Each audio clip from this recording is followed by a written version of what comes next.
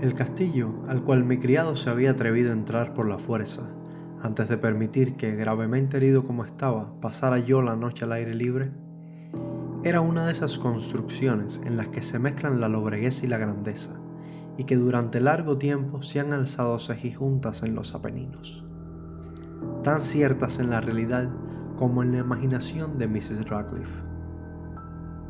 Según toda apariencia, el castillo había sido recién abandonado, aunque temporariamente. Nos instalamos en uno de los aposentos más pequeños y menos suntuosos. Hallábase en una apartada torre del edificio. Sus decoraciones eran ricas, pero ajadas y viejas. Colgaban tapices de las paredes, que engalanaban cantidad y variedad de trofeos heráldicos, así como un número insólitamente grande de vivaces pinturas modernas en marcos con arabescos de oro. Aquellas pinturas, no solamente emplazadas a lo largo de las paredes, sino en diversos nichos que la extraña arquitectura del castillo exigía, despertaron profundamente mi interés. Quizá a causa de mi incipiente delirio, ordené, por tanto, a Pedro que cerrara las pesadas persianas del aposento, pues era ya de noche, que encendiera las bujías de un alto candelabro situado a la cabecera de mi lecho y descorriera de par en par las orladas cortinas de terciopelo negro que envolvían la cama. Al hacerlo así, deseaba entregarme, si no al sueño, por lo menos a la alternada contemplación de las pinturas y al examen de un pequeño volumen que habíamos encontrado sobre la almohada y que contenía la descripción y la crítica de aquellas. Mucho leí e intensamente miré. Rápidas y brillantes volaron las horas hasta llegar la profunda medianoche. La posición del candelabro me molestaba, pero para no incomodar a mi amodorrado sirviente, alargué con dificultad la mano y lo coloqué de manera que su luz cayera directamente sobre el libro. El cambio, empero, produjo un efecto por completo inesperado. Los rayos de las numerosas bujías, pues eran muchas, cayeron en un nicho del aposento que una de las columnas del lecho había mantenido hasta ese momento en la más profunda sombra. Pude ver así, vívidamente, una pintura que me había pasado inadvertida. Era el retrato de una joven que empezaba ya a ser mujer.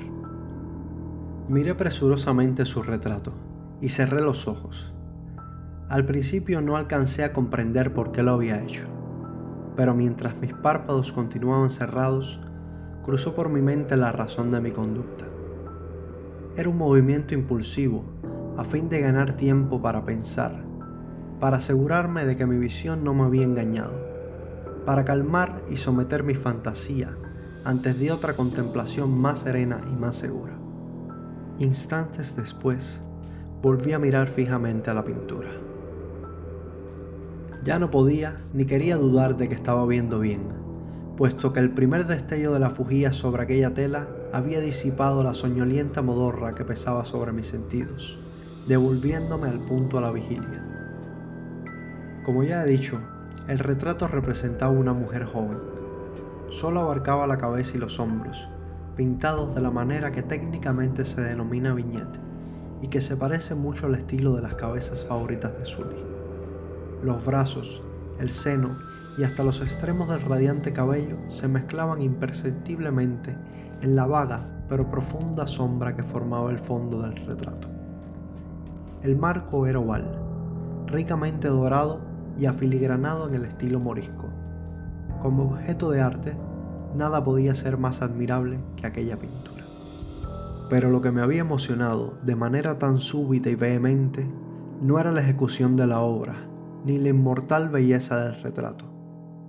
Menos aún cabía pensar que mi fantasía, arrancada de mi semisueño, hubiera confundido aquella cabeza con la de una persona viviente.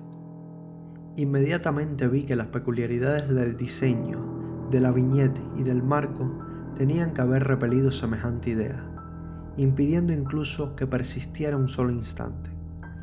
Pensando intensamente en todo eso, quedéme tal vez una hora a medias sentado, a medias reclinado, con los ojos fijos en el retrato. Por fin, satisfecho del verdadero secreto de su efecto, me dejé caer hacia atrás en el lecho. Había descubierto que el hechizo del cuadro residía en una absoluta posibilidad de vida en su expresión, que, sobresaltándome al comienzo, terminó por confundirme, someterme y aterrarme. Con profundo y reverendo respeto, volví a colocar el candelabro en su posición anterior. Alejada así de mi vista las causas de mi honda agitación, busqué vivamente el volumen que se ocupaba de las pinturas y su historia, abriéndolo en el número que designaba el retrato oval. Leí en él las vagas y extrañas palabras que siguen. Era una virgen de singular hermosura y tan encantadora como alegre, aciaga la hora en que vio y amó y desposó al pintor. Él, apasionado, estudioso, austero, tenía ya una prometida en el arte. Ella, una virgen de sin igual hermosura y tan encantadora como alegre, toda luz y sonrisas, y traviesa como un cervatillo, amándolo y mimándolo, y odiando tan solo al arte, que era su rival, temiendo tan solo la paleta, los pinceles y los restantes enojosos instrumentos que la privaban de la contemplación de su amante. Así, para la dama, cosa terrible fue ir a hablar al pintor de su deseo de retratarla. Pero era humilde y obediente, y durante muchas semanas posó dócilmente en el oscuro y elevado aposento de la torre, donde solo desde lo alto caía la luz sobre la pálida tela. Mas él, el pintor, gloriábase de su trabajo, que avanzaba hora a hora y día a día, y era un hombre apasionado, violento y taciturno, que se perdía en sus ensueños, tanto que no quería ver cómo esa luz que entraba lívida en la torre solitaria marchitaba la salud y la vivacidad de su esposa, que se consumía a la vista de todos, salvo de la suya. Mas ella seguía sonriendo, sin exhalar queja alguna, pues veía que el pintor, cuya nombradía era alta, trabajaba con un placer fervoroso y ardiente, bregando noche y día para pintar aquella que tanto le amaba y que, sin embargo, seguía cada vez más desanimada y débil. Y en verdad, algunos que contemplaban el retrato hablaban en voz baja de su parecido como de una asombrosa maravilla, y una prueba tanto de la excelencia del artista como de su profundo amor por aquella a quien representaba de manera tan insuperable. Pero a la larga, a medida que el trabajo se acercaba a su conclusión, nadie fue admitido ya en la torre, pues el pintor habíase exaltado en el ardor de su trabajo y apenas si apartaba los ojos de la tela, incluso para mirar el rostro de su esposa, y no quería ver que los tintes que esparcía en la tela eran extraídos de las mejillas de aquella mujer sentada a su lado. Y cuando pasaron muchas semanas y poco quedaba por hacer, salvo una pincelada en la boca y un matiz en los ojos, el espíritu de la dama osciló, vacilante como la llama en el tubo de la lámpara, y entonces la pincelada fue puesta y aplicado el matiz, y durante un momento el pintor quedó en trance frente a la obra cumplida. Pero cuando estaba mirándola, púsose pálido y tembló mientras gritaba: «Ciertamente, esta es la vida misma», y volvióse de improviso para mirar a su amada. Estaba muerta.